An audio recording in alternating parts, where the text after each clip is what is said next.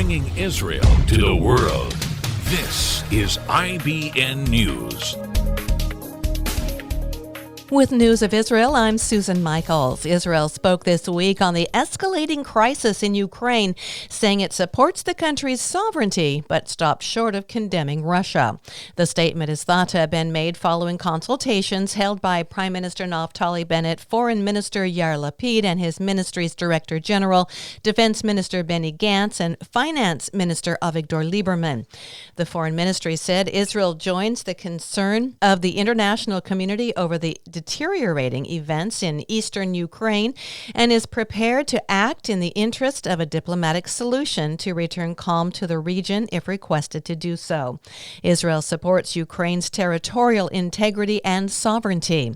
The statement also expressed Israel's concern for the safety of its citizens in the region and of the Jewish community in Ukraine. However, the government did not condemn Russia in its statement. Syrian state media has reported Israel fired several surface-to-surface missiles toward Israeli positions in the country's south this week. An unnamed Syrian military official was quoted as saying the missiles were fired from Syria's Golan Heights and struck areas around the nearby town of Kenitra. The attack came nearly a week after Syrian state media reported a similar Israeli missile attack on an area south of the capital of Damascus. There were no casualties in either of those attacks. According to Health Minister Nitzan Horowitz, he is pleased with a continued drop in COVID cases, but at the same time, the health system is already preparing for another infection wave. The minister said the wave is receding but is still not over.